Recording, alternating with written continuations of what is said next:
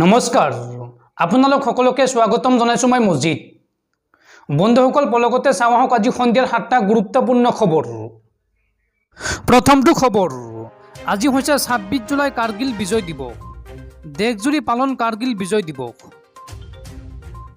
দেশজুৰি মঙলবাৰে পালন কৰা হৈছে কাৰ্গিল বিজয় দিৱস। শ্ৰীনগৰস্থিত কাৰ্গিল যুদ্ধ স্মাৰকৰ লগতে দেশৰ বিভিন্ন প্ৰান্তত 23 সংখ্যক কাৰ্গিল বিজয় দিৱস ব্যাপকভাৱে পালন কৰা হৈছে। লাডাখৰ দ্ৰাছত সকলোতকৈ বিশাল অনুষ্ঠানটোৰ আয়োজন কৰা হৈছে। সেনাই শ্ৰীনগৰত কাৰ্গিল যুদ্ধৰ সময়ত নিহত সৈনিকসকলক শ্ৰদ্ধাঞ্জলি জনোৱাৰ বাবে অনুষ্ঠানৰ আয়োজন কৰিছে। দ্ৰাছৰ যুদ্ধ স্মাৰকত আয়োজিত অনুষ্ঠানটোত কেইবাগৰাকীও বিশিষ্ট ব্যক্তি উপস্থিত থাকে। ইফালে দেশৰ ৰাষ্ট্ৰপতিয়ে কাৰ্গিল বিজয় দিৱসক লৈ বিশেষ টুইট কৰিছে।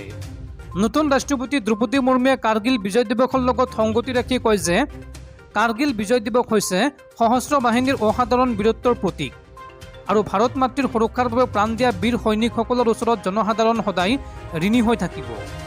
বীৰ শ্বহীদ লগতে সাহসী সৈনিকসকলক স্মৰণ কৰি হিন্দী ভাষাত টুইট কৰে ৰাষ্ট্ৰপতি দ্ৰৌপদী মুৰ্মুৱে।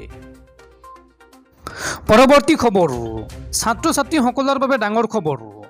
সেৱাৰ উদ্যোগত দুটাকৈ এপ মুকলি কৰা হ'ল। এই এপত উপলব্ধ হ'ব ৰিজাল্টৰ লিগেচি ডাটা। সেৱাৰ উদ্যোগত দুটাকৈ এপ মুকলি। এই এপৰ জৰিয়তে উপলব্ধ হ'ব স্পকেন ইংলিছৰ পাঠদান, লগতে উপলব্ধ হ'ব ৰিজাল্টৰ লিগেচি ডাটা। 2016ৰ পৰা উপলব্ধ হ'ব HSLC আৰু AHMৰ লিগেচি ডাটা।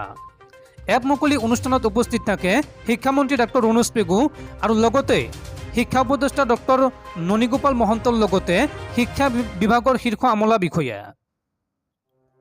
পৰৱৰ্তী খবৰ, বিতৰ্কিত হিন্দুত্ববাদী নেতা সত্যৰঞ্জন বৰাৰ বিৰুদ্ধে এজাহাৰ দাখিল। সৌদ অসম সংখ্যালঘু ছাত্ৰ সন্থা চমুকৈ আমচুৰ। সত্যৰঞ্জনক গ্ৰেপ্তাৰ নকৰিলে ৰাজ্যজুৰি আন্দোলন গঢ়ি তোলাৰ হুংকাৰ সৌদ অসম সংখ্যালঘু ছাত্ৰ সন্থা চমুকৈ আমচুৰ। সত্যৰঞ্জন বৰাৰ বিৰুদ্ধে এজাহাৰ দাখিল।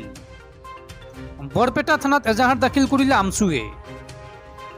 মুছলমান বিৰোধী কথা কোৱাৰ বাবেই সত্যৰঞ্জন বৰাৰ বিৰুদ্ধে এজাহাৰ দাখিল।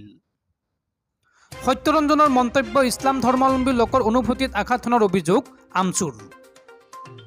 সত্যৰঞ্জন বৰাক গ্ৰেপ্তাৰ নকৰিলে তীব্ৰ আন্দোলন গঢ়ি তোলাৰ হুংকাৰ সৌদ অসম সংখ্যালঘু ছাত্ৰ সন্থা চমুকৈ আমচুৰ। 23 জুলাইত সত্যৰঞ্জন বৰাই কৰিছিল বিতৰ্কিত মন্তব্য আৰু তাৰ পিছতে সত্যৰঞ্জন বৰাৰ বিৰুদ্ধে বৰপেটা থানাত এজাহাৰ দাখিল কৰিছে সৌদ অসম সংখ্যালঘু ছাত্ৰ সন্থাই। বন্ধুসকল, তাৰপিছৰ 4 নম্বৰ খবৰটো জনোৱাৰ আগতে আপোনালৈ এটা সৰু ৰিকুৱেষ্ট, যদি এতিয়ালৈকে এইটো ভিডিঅ'ত লাইক কৰা নাই তেন্তে প্লিজ এটা লাইক কৰি দিয়ক আৰু এনেকুৱা ধৰণৰ নতুন নতুন ভিডিঅ' পাবলৈ চেনেলটো ছাবস্ক্ৰাইব কৰি কাষত থকা বেল আইকনটো প্ৰেছ কৰি ৰাখক। পৰৱৰ্তী খবৰ, কংগ্ৰেছ নেতা ৰাহুল গান্ধীক গ্ৰেপ্তাৰ দিল্লী আৰক্ষীৰ। আৰক্ষীয়ে আটক কৰিলে কংগ্ৰেছ নেতা ৰাহুল গান্ধীক। দিল্লী আৰক্ষীয়ে আটক কৰিছে কংগ্ৰেছ নেতা ৰাহুল গান্ধীক। দিল্লীত সাব্যস্ত হৈছিল কংগ্ৰেছৰ বৃহৎ প্ৰতিবাদ। ছোনিয়া গান্ধীক ইডিৰ চমনৰ বিৰুদ্ধে প্ৰতিবাদ কৰিছিল কংগ্ৰেছে। প্ৰতিবাদকাৰীৰ মতে মূল্যবৃদ্ধি আৰু নিবনুৱা সমস্যাৰ বাবেহে প্ৰতিবাদ সাব্যস্ত কৰিছে তেওঁলোকে। অধিক উত্তপ্ত হৈ পৰিছিল প্ৰতিবাদস্থলী।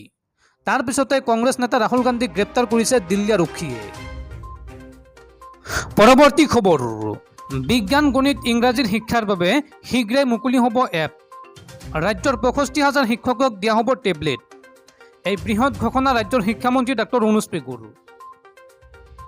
শিক্ষকৰ বদলীকৰণৰ ক্ষেত্ৰত হাজাৰ হাজাৰ ফাইল দিছপুৰত পৰি থাকে। 2টা দিনৰ ভিতৰত 7,716 গৰাকীক অনলাইনৰ জৰিয়তে বদলীকৰণৰ কাম সম্পন্ন কৰা হৈছে।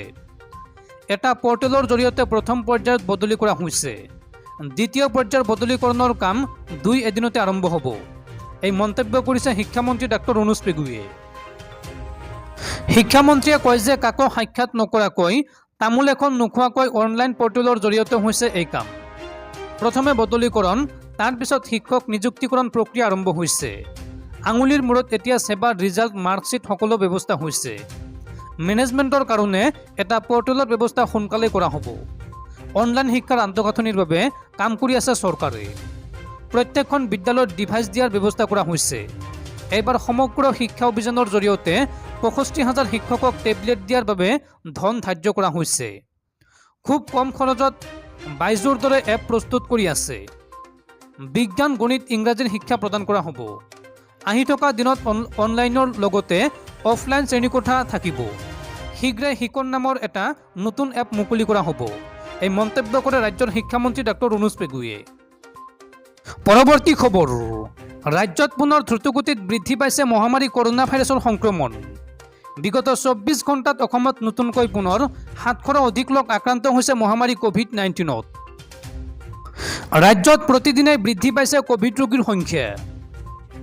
বিগত 24 ঘণ্টাত কৰোনাত আক্ৰান্ত হৈছে 760 জন লোক আৰু বিগত 24 ঘণ্টাত কৰোনাত আক্ৰান্ত হৈ প্ৰাণ হেৰুৱাইছে 3 জন লোকে। সৰ্বাধিক লোক আক্ৰান্ত হৈছে ডিব্ৰুগড় জিলাত। ডিব্ৰুগড় জিলাত বিগত 24 ঘণ্টাত 64 গৰাকী লোক আক্ৰান্ত হৈছে কৰোনাত। বাক্সাত 51 গৰাকী, কামৰূপ মেট্ৰত 39 গৰাকী লোক আক্ৰান্ত হৈছে বিগত 24 ঘণ্টাত।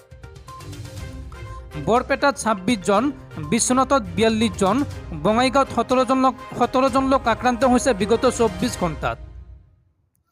কাছাৰত 11 জন, চৰাইদেউত 9 জন, চিৰাঙত 5 জন লোক আক্ৰান্ত হৈছে কৰোনাত। দৰঙত 34 জন, ধেমাজিত 47 জন, ডিমা হাজাত 18 জন লোক আক্ৰান্ত হৈছে বিগত 24 ঘণ্টাত। ৰাজ্যত 5605 জনলৈ বৃদ্ধি পাইছে কোভিড আক্ৰান্তৰ সংখ্যা আৰু পজিটিভিটিৰ হাৰ হৈছে 8.94%। পৰৱৰ্তী খবৰ, দেশবাসীলৈ ভাল খবৰ। অতি শীঘ্ৰেই দেশত আৰম্ভ হ'ব 5G সেৱা। 5Gৰ নিলাম প্ৰক্ৰিয়া আৰম্ভ। দেশত সলনি হৈ পৰিব ইণ্টাৰনেটৰ পৃথিৱী। সমুখ সমৰত আম্বানী আদানী। দেশত 5G স্পেক্ট্ৰামৰ অনলাইন নিলাম প্ৰক্ৰিয়া আজিৰ পৰা আৰম্ভ হৈছে। নিলাম প্ৰক্ৰিয়াত Reliance Jio', Bharti Airtel, Vodafone Idea আৰু আদানীকে ধৰি 4টা কোম্পানী অন্তৰ্ভুক্ত থাকিব।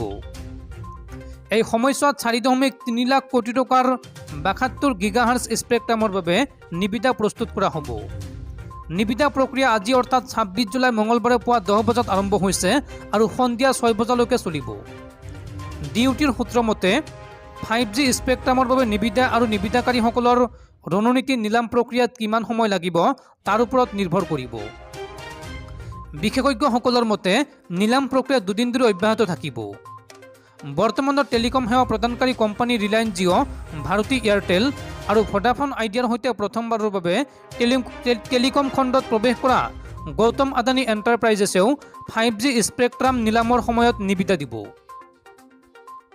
দূৰসংযোগ বিভাগে দেশত প্ৰথমবাৰৰ বাবে 5G স্পেক্ট্ৰামৰ নিলামৰ পৰা 70,000 কোটি টকাৰ পৰা 1 লাখ কোটি টকালৈকে ৰাজহ লাভ কৰিব বুলিও অনুমান কৰা হৈছে। 5G স্পেক্ট্ৰামৰ নিলাম প্ৰক্ৰিয়া সম্পূৰ্ণ হোৱাৰ পিছত দেশত 5G সেৱা প্ৰৱৰ্তনৰ পথ খোল খাব।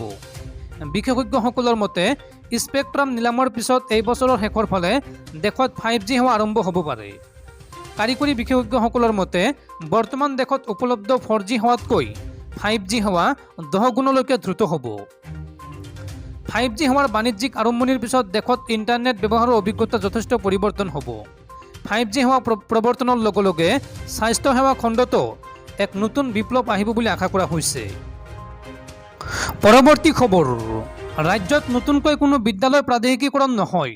স্পষ্ট ঘোষণা ৰাজ্যৰ শিক্ষামন্ত্ৰী ডক্টৰ অনুজ পেগুৰ।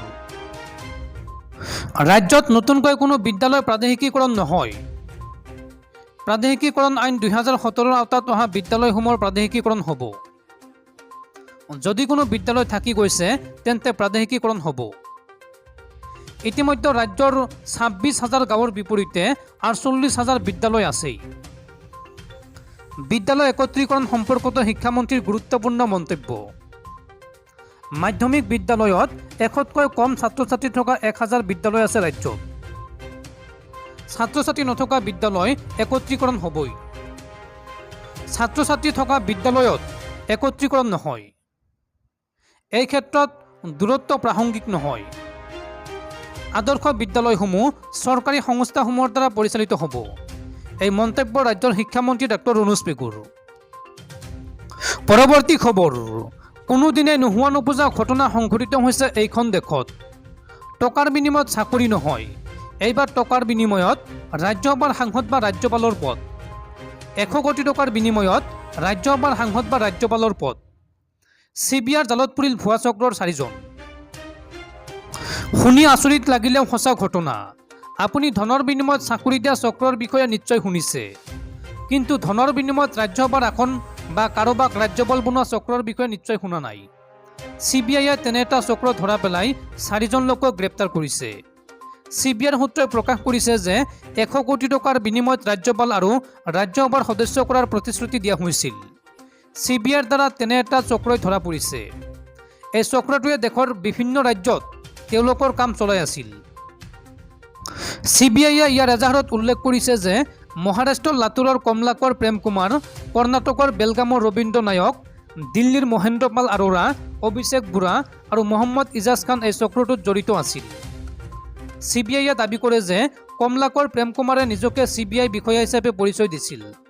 তেওঁ আৰোৰা, বুঢ়া আৰু ইজাজ খানক কৈছিল যে যদি কোনো কাম বন্ধ হৈ থাকে তেন্তে তেওঁৰ ওচৰলৈ আনিলেই হ'ল।